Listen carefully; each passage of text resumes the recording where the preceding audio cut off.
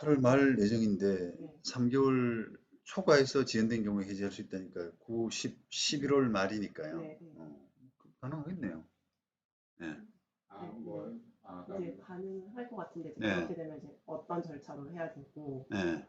혹시 저쪽에서도 저에 대해서 이제 카운터 어택이라고 해서 가압류나 뭐 이런 걸 걸 수 있는지 뭐 그런 그거는 이제 뭐 법적인 다툼에 따라서 자기들도 해제를 못 받아들이고 네. 뭐 계약은 유효하니까 그대로 진행하자. 네. 안 내면 뭐 감류하겠다, 소송하겠다 이렇게 네. 할 수도 있죠. 근데 그거는 이제 어, 뭐 못 받아들이게 되면 분쟁이 발생할 수밖에 없는데 네. 문제는 이제 지금 이제 절차나 이런 것들을 네. 제대로 하게 되면 네. 요건상으로는 명백하잖아요. 3개월 초과 음, 지연된 경우가 네, 나돼 네, 있지 네. 않습니까?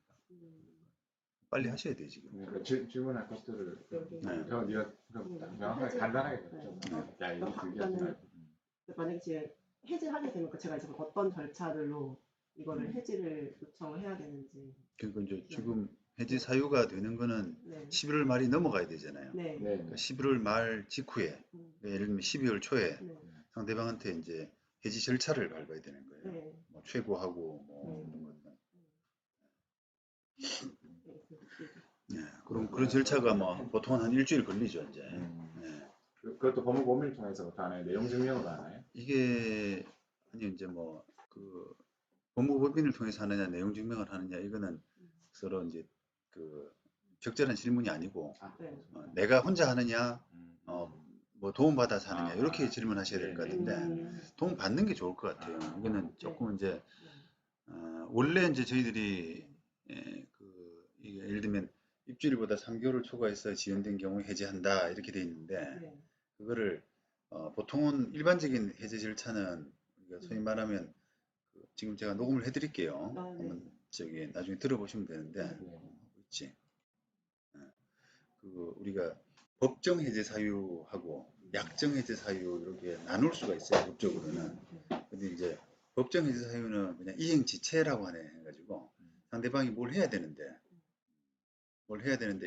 이게 이제 준공하고 이전 등기를 해줘야 되잖아요. 그걸 해야 되는 약정일을 지체해가지고 뭔가 안 될 때는 늦어졌기 때문에 그걸 이행지체를 이유로 한 계약 해제라고 해서 그걸 하려 그러면은 이제 뭐 이행 제공도 하고 최고도 하고 그다음에 해제 절차를 밟고하는 그런 법에 정해진 절차들이 있거든요. 그걸 거쳐야 되는데 그게 아니라 이제 약정 해제 사유, 약정 해제 사유, 법정 해제 사유, 약정 해제 사유. 법정 해제 사유는 우리가 그 대표적인 거 이행이 늦어져 가지고 뭐 이행 불능도 하나 있긴 한데요. 이행 불능이라는 사유가 있긴 하지만 이행이 늦어져서 그다음에 그러면 그 상대방 우리 같은 사람이 왜 늦어졌어라고 해가지고 최고하고 이행 제공하고 이런 절차를 거쳐서 끝내는 이런 게 있고 약정 해제 사유는 지금 이것처럼 딱 서로 간에 약속을 하는 겁니다. 야, 3개월 늦어지면 해제한다. 이렇게 되면은 법정 해제 사유에서 정하는 그 해제 절차를 거치지 않아도 돼요. 최고라든지 이런 것들이 이제 법정 해제 사유의 절차인데 그래서 이게 약정 해제 사유로 보입니다. 제가 볼 때. 그래서 요거에 따라 요거를 사유로 해서 한다 그러면 최고라든지 이런 이행 제공이라든지 이런 해야 될 절차들이 좀 생략되는 부분이 있을 수가 있거든요. 그래서 그걸 검토를 거쳐가지고 적절히 도움 받으시면 될 것 같아요. 그러면은 언제쯤부터 준비를 해서 뭐 한 11월 말 정도 하면 되죠. 네, 네. 그러면 해제하는 기간 해제가 딱 됐다고도 저희가 해제 요청하고 실제 해제가 될 때까지 기간 어느 정도로? 길어야 일주일. 아 그래요? 네. 그러니까 보통 이런 그래서 저쪽에서 계약금을 이렇게 돌려준다거나 네. 하는 거는 사실은 그래도 1년 후 정도로 예상을 하면 일주일이 지나면 보통 어느 정도 아니죠. 그런 게 아니라요. 네. 이게 계약은 끝이 났지만 법적으로 네. 끝이 났지만 그러면 계약이 끝이 나게 되면은 네. 준 돈을 부당이득금으로 다 받아야 되잖아요. 네. 계약금, 중도금 네. 다 받아야 되는데 상대방이 없을 때 없을 가능성이 많거든요. 그렇죠. 지금 뭐 상태가 안 좋으니까요. 네. 없으면 못 받는 거예요.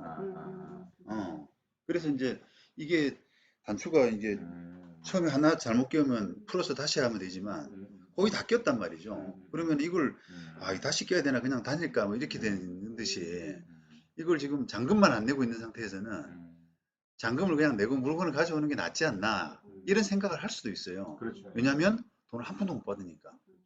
아, 그러면 이제 그렇죠. 그렇죠. 그러면 이제 이 음. 대출 받은 게 얼마입니까? 대출 받은 게 있죠. 네. 내 돈을 못 돌려받는 거는 고사하고 이게 사실은 이제 우리가 그냥 제가 보통 설명을 드릴 때 어떻게 하냐면은 이게 3억 천이면 그렇죠? 3억 천인가요? 분양금 3억 천. 네. 그러면 값이 한 1억 5천밖에 원래 안 된다 실가치가. 네. 반값이다 라고 생각하고 내가 물건을 포기하든 돈을 포기하든 이렇게 하라고 말씀드리거든요. 지산이 그만큼은 이제 똥값이기 때문에 소위 말하면 내가 실가치가 반값밖에 안 되는 걸 3억 천 주고 샀다 이렇게 생각하셔야 된단 말이에요. 그러면 이제 이걸 계약금도 포기하고 중도금도 포기하고 하는 게 낫지 않나 차라리 잔금을 따로 밀어 넣어 가지고 이걸 지키는 것은 돈 다 넘어봐야 1억이나 1억 5천짜리밖에 물건이 안 되기 때문에. 그렇죠. 예. 그렇게 설명을 드려요. 그렇죠. 보통은 그 계약금이나 중도금 이제 못 받는다고 생각하고 진입을 해야 되는 거군요. 이렇게 해제를 이게 하는. 이런 구조에서는 잘 받기가 힘들 겁니다. 무슨 말인지 예. 쉽지 않고. 변호사 어떤 변호사 사무실에서는 받아드릴게요. 소송하세요. 이렇게 하죠. 근데 사실은 나올 데가 없어요. 그러니까 깡통이란 말씀이 있어요. 네, 주시행사도. 네. 네. 이제 저희 측면에서 와이프가 받을 불이익 여쭤보려고 하는데 네. 저희가 왜냐하면 지금 분당에 자택이 하나 있는데 개인으로. 예, 제 본인 단독 명의로 네. 요거를 이제 한 3, 4개월 안에 팔려고 하거든요. 네. 그다음에 이거에 대해서 그쪽에다 갑자기 감위를 걸면 저희도 못 파는 거지 않겠습니까? 그런 일이 일어날 수도 있습니다. 네, 뭐 없다고는 할 수 없죠. 왜냐하면 그 계약을 우리는 해제했는데 상대방이 못 받아들여서 그냥 법적인 분쟁을 하기 시작하면은 그런 사태가 일어날 수도 있는데요. 뭐 제가 실무적인 경험으로 보면은 그렇게까지는 안 가더라고요. 그러면 시행사가 정신이 없어요. 아, 그렇게 한 건 한 건 뭐 이 사람 잡아야겠다 싶어가지고 재산 조사해가지고 가압류하고 이렇게는 잘 못합니다. 그럼 분쟁 조정이라고 할까요? 그래서 법정으로 넘어가기 전에 그 와중에 그렇게 했다가 분위기 오고 그냥 저희가 그 완납하겠습니다. 예를 들어서 뭐 한다거나 그러면 이제 법정 넘어가기 전에는 뭐 예를 들어서 저희도 항상 이제 물론 이제 해제하면 더 좋지만 감유나 이런 게 부담이 돼서 지금 이제 세금 때문에 일시적이가 문제 때문에 무조건 팔아야 되거든요. 안 되겠지만 그냥 나겠습니다 하면 없던 일로 하고 그냥 진행을 할 수도 있는 부분이죠. 뭐 그렇겠죠. 이게 네. 상식적으로는 그게 계약이 끝나게 되면 이제 상대방하고 합의가 있어야 계약이 그렇죠, 네. 다시 복귀가 되잖아요. 네. 그런데 뭐 내가 당연한 권리로서 내가 돈 내면 뒤에 계약이 복원되지 않느냐 그런 건 아니지만 아까 말씀드린 것처럼 이 물건은 1억 5천짜리밖에 이하의 가치밖에 안 되기 때문에 네. 잔금 낼게요라고 하게 되면 상대방이 아우 너무 고맙다라고 하겠지. 그렇게 나올 가능성이 그렇죠. 너무 고맙다라고 하겠지. 그렇군요. 거기서 이제 받을 수 있는 불이익은 급여 압류나 뭐 신용도 저희가 생각할 수 있는 그냥 일반적인 상식으로 뭐 신용도 뭐 하락을 시켜 뭐 부동산 압류 이 정도인데 뭐 큰 것 더 뭐 안 좋은 것들도 있을 수 있겠습니다. 그러니까 아까 자꾸 가압류 말씀하시는데 가압류의 가능성은 거의 낮다니까. 이건 없다. 5% 미만이라고 보시면 돼요. 제 경험상으로 보면. 그러니까 그건 너무 염두에 안 두셔도 돼요. 그냥 그거는 그대로 그냥 진행하시면 됩니다. 뭐 시행사에서 제가 이제 뭐 이게 지금 중도금 대출이 껴있잖아요. 네. 그러면 중도금 대출이 완료가 되는 시기가 있는데 그 해지 관련된 분쟁이 12월까지 중도금 대출 기간인데 1월로 넘어가게 되면은 중도금 납부가 이제 안 된 거니까 그로 인해서 신용도가 그게 또 신용불량자가 될 수도 있고 어떻게 하겠죠. 왜냐하면 주채무자는 우리잖아요. 그러니까 이제 은행에서는 대출이 은행이 어디예요? 하나은행. 하나은행에서는 주채무자한테도 쪼고 그다음에 저 시행사가 보증채무자거든요. 보증채무자한테도 쪼고 이렇게 하는데 어떻게든 채권자들이야 뭐 빨리 받는 쪼아서 부담 느끼는 빨리 낸 놈이한테 받으면 되는 거 아니에요. 근데 이제 우리가 뭐 재산이 없다거나 이렇게 하게 되면은 보통은 여기 공매를 치죠. 그냥 신탁이 돼 있을 겁니다 아마. 우선 수익자로 돼 있을 거예요. 그러니까 물건이 이제 날아가는 거죠. 공중에 날아가는 거죠. 그런 식으로 해서 대출금 회수를 보통 하죠. 아, 근데 그렇다고 해서 주채무자를 놔두느냐? 그건 아니에요. 왜냐하면 저기 은행의 의무가 아닙니까? 주채무자한테 통지도 보내고 신용불량 압박도 하고 해야 거기서 좋은 사람이 낼 거 아니에요.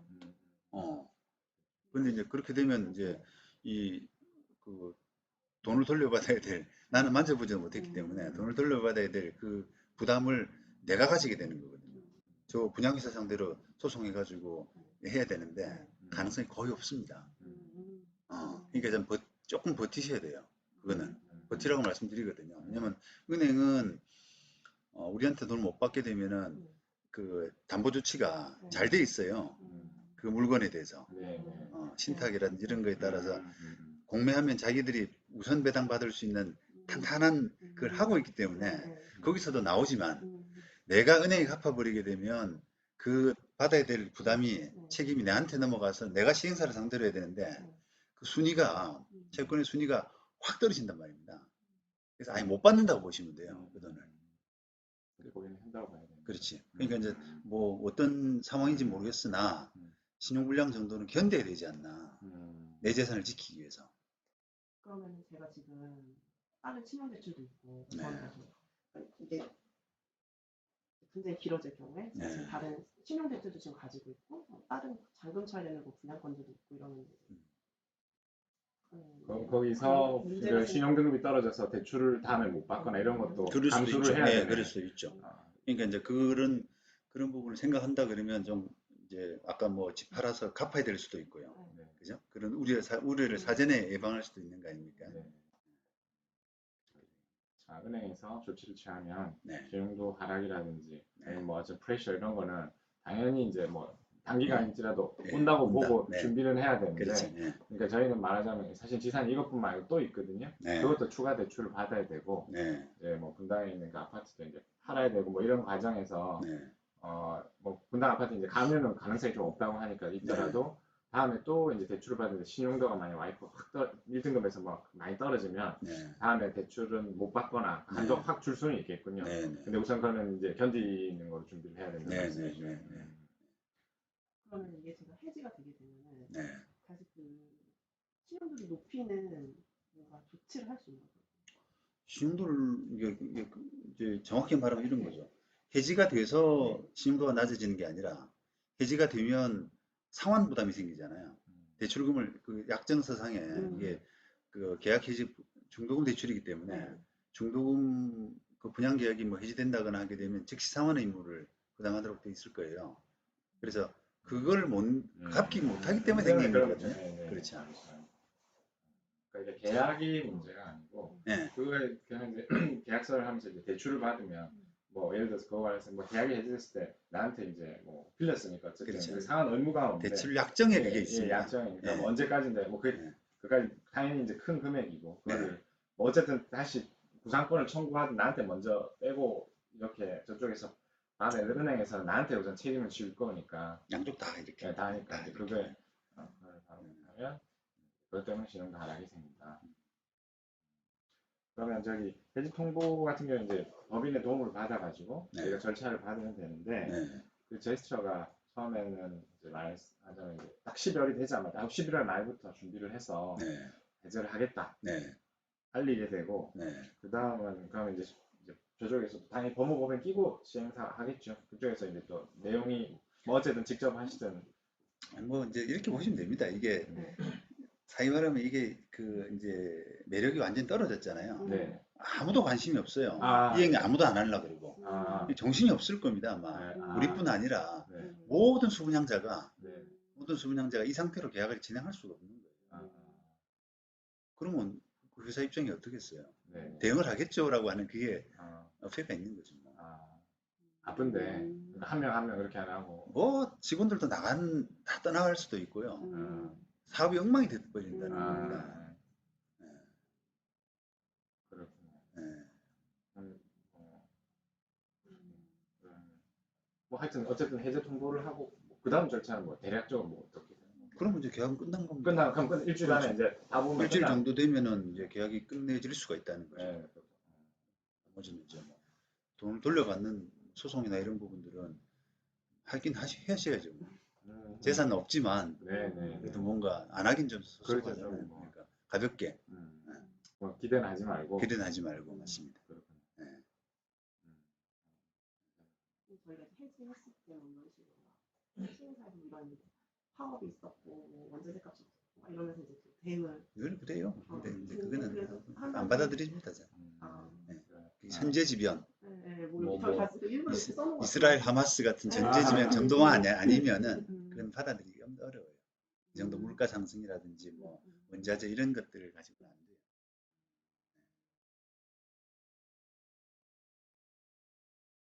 그리고 만약 이제 이 안책으로 이제 예를 들어서 뭐 지연에 의한 손해배상이라는 게 있지 않습니까? 예를 들어서 이거 이제 저희가 그냥 이거를 이제 잔금을 친다고 치면 예를 들어서 전제하면 잔금을 치려면 원래는 8월에 해야 되는데 4개월 늦어졌으니까 지연에 의한 손해배상 이런 부분도 법인을 끼고 이렇게 청구를 하면은 더 훨씬 유리합니까? 아니면 개인적으로 달라면 자기가 알아서 그냥 한 달에 100 치고 400 받고 끝냅시다 뭐 이렇게 되는 건가? 아니면 그것도 주인에 의한 손해배상이라는 게 중공이 늦어진 그렇죠, 그렇죠. 거죠. 그건 생각을 할 수가 없습니다. 아, 그거 차라리 그럴 바에는 그 분양회사하고 협상을 해가지고 지금 한 푼이 아쉽거든요.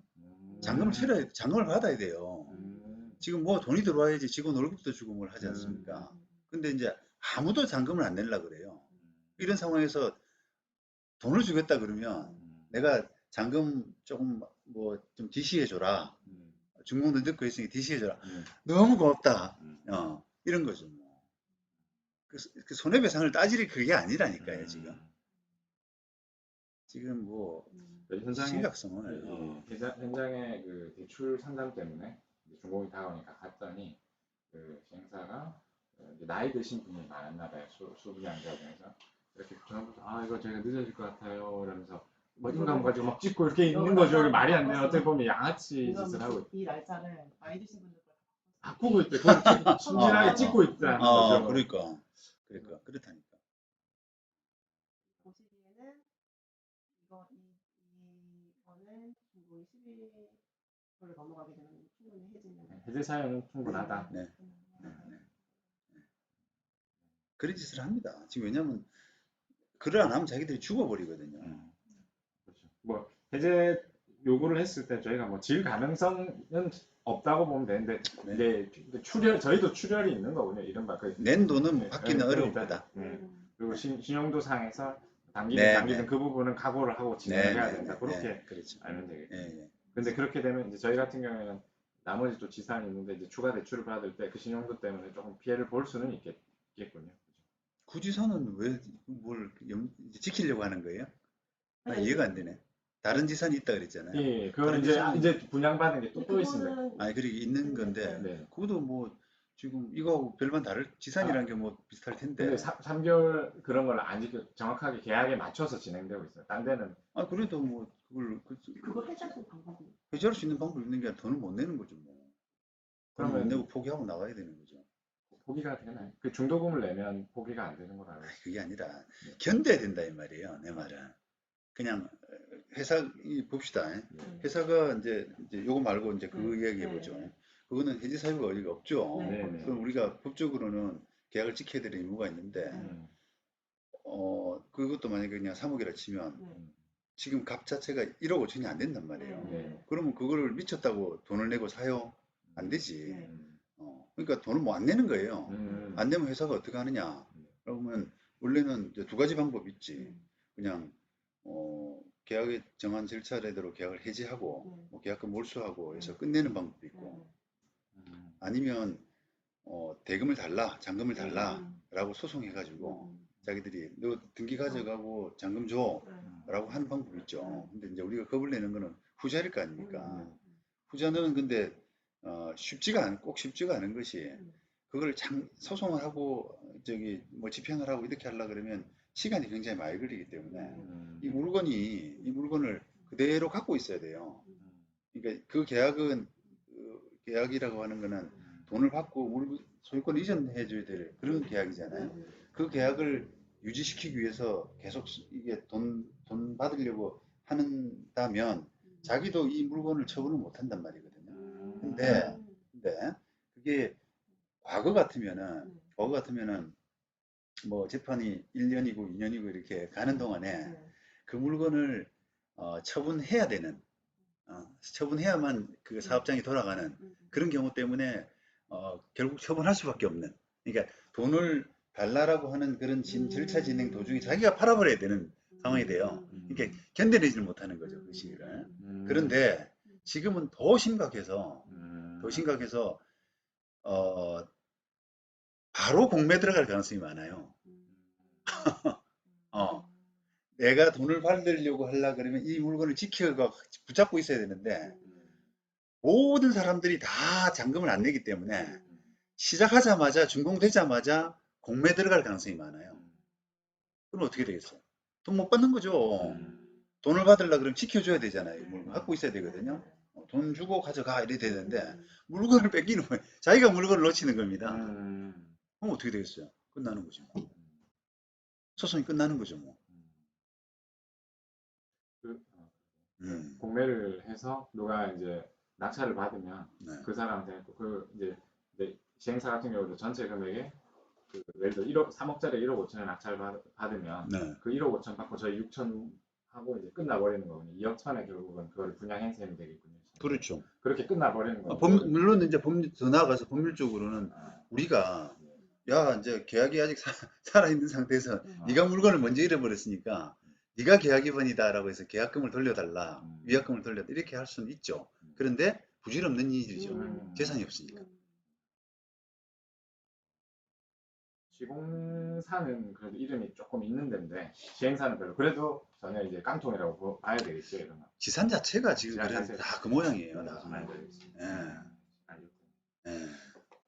그러면 이런 상황에서 이제 저희가 저희 업체에 대해서 어떤 확인해야 되거나, 그러니까 어쩌 뭐 연락이 오고 뭐 잔금 치세요 할 때 저희가 뭐 준비해야 되는 게 있습니까? 뭐 이제 준공되기 전에 뭐 저희가 뭐 어떤 액션을 취하거나 뭐 거부를 행사하거나 뭐 저희가 뭔가 일체 대응을 안 하시는 게 좋아요. 일체 대응을 안 하는 예. 그러니까 이제 그 사람들이 관심 있는 거는 이제 계약을 해제하고 그냥 10%만 몰수하기에는 너무 섭섭한 거거든요. 똥값이 됐는데 그거를 만약에 3억짜리를 3천만 원만 몰수하면 손해라고 생각하잖아요. 그러니까 이제 조금 그냥 그 위약금 몰수하고 하긴 섭섭하기 때문에 뭔가 쪼으려 그럴 거예요. 네. 쪼은다는 거는 가압류한다든지 뭔가 이런 거지. 이제. 네. 그러니까 이제 그러려 그러면 그 사람의 정보를 아까 갔더니 뭐 이거 싹 바꾸고 네. 뭐 도장 찍고 하는 그런 사람들 있잖아요. 네. 그런 사람들을 통해서 계약자 정보를 좀 더 얻으려고 그럴 겁니다. 뭐 하시는 분이냐 뭐 이런 것들. 예. 거기서 노출이 되게 되면 잡히는 거죠. 그런 코를 끼를 가능성이 있거든요. 그러니까 가급적이면 이제 피해버리고